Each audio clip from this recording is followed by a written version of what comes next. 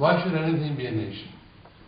Why do territories have to be a single nation? What's so compelling about being a single nation? But no, the challenge was to show that India was a nation. And I think what happened at that stage was, to begin with, and to summarize a long history, one branch of the reaction to construct the story of an Indian nation was to take religion as a basis, Hinduism as a basis. Indeed, the word Hinduism was concocted in the 19th century. Hinduism was the basis. And there was one branch was revivalist, like Arya Samaj and so on. Another was reformist, Brahmo Samaj, Prarthana Samaj, and indeed influences like Swami Vivekananda and others were trying to take Hinduism and make it into a single coherent, one sort of story, somewhat like Christianity. Same sort of reaction happened among Indian Muslims.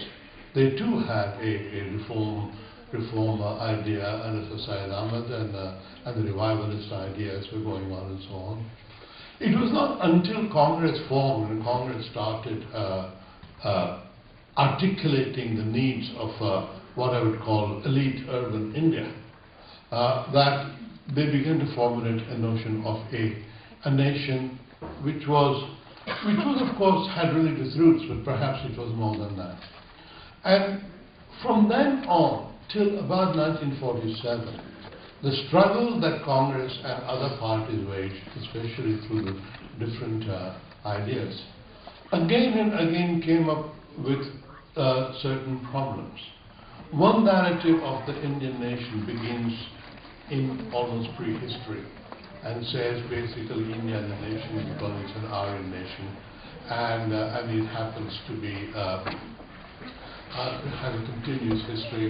It has a philosophy, a culture, and a certain beauty and profundity of thought, which is continuous, and therefore that is today the Indian nation after 2,000, 3,000, 4,000 years.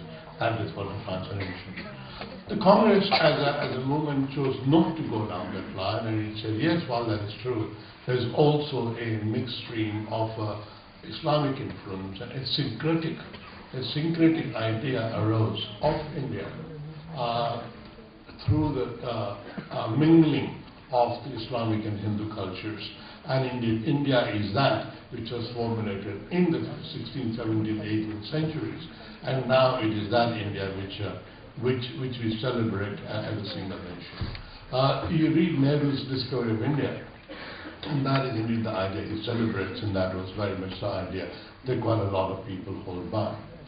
The problem is that those two narratives were that they both proved inadequate. First of all, the partition broke quite a bit of the old narrative of why India was a nation. And then, of course, since independence, there has been a clash between these two different ideas of why India is a nation, whether it is. And so what the young MP Milind Devra was articulating at the time of 26th of November was indeed the fear that different people held different ideas why India was a nation. Now what I want to say is that we've now come to a stage in Indian history where we can look again at that whole formation or formulation of the idea of why India is a nation. And it is possible to do that without fear of certain types which were haunting the earlier generation. The earlier generation was haunted, first of all, by the British critique that somehow, these people will never get together and form a coherent union. They were never capable of self-rule, and therefore they always needed some foreign hand to rule over them.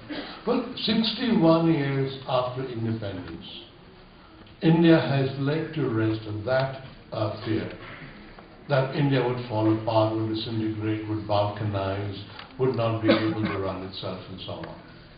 India is now a vibrant democracy, the largest, most populous democracy in the world.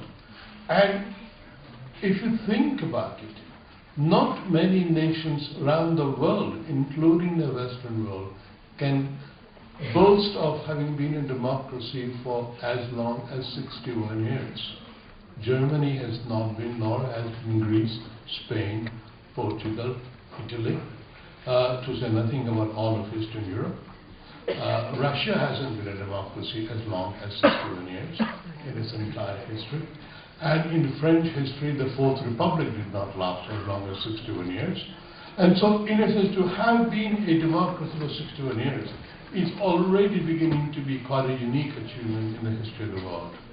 What is more, there has been no other democracy which has been as multi-religious, as multilingual, and as multi-ethnic as India has been. These are substantial achievements.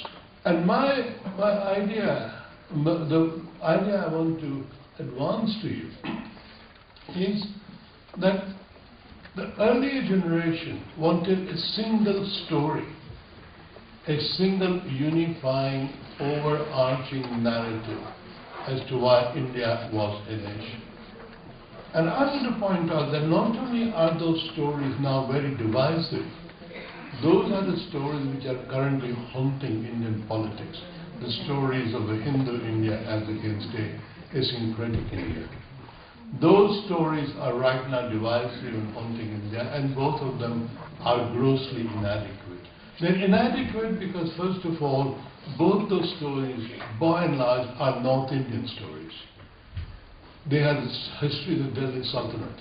All of South India has been left out of that narrative, because South India did not have anything like the experience North India had about Muslim invasions and all that. None of that happened. Even for a long time in ancient India, there was a distinction between Aryavarta and Dakshinapatha. North and South were distinguished. And I think South India has a good reason of feeling that there was not sufficient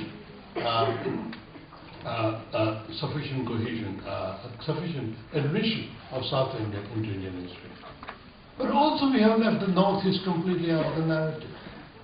When you think about India, people don't think about Assam, Nagaland, the Garos, the Khasis. And wasn't it very interesting the other day that in Bombay, when a woman from Mizoram won the marathon, the organizer thought she was a foreigner. I think that was one of the most remarkable stories, that a woman wins the marathon before anybody else, and she's completely ignored because nobody thought that she was an Indian. Our ideas of what is Indian have got now to be expanded.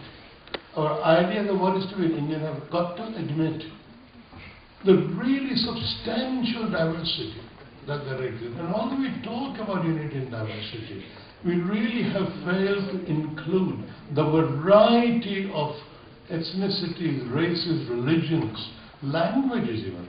Okay, there are 26 languages in the schedule, 8 schedule or whatever it is. But there are many, many more languages. I'm sure all the many languages of the Northeast have not received recognition, not received their due as Indian languages. We have to start believing that people of Nagaland or Mizoram or Arunachal, they don't have to be tamed to be Indian. We don't have to invade them and take them over. We have to embrace them as Indian.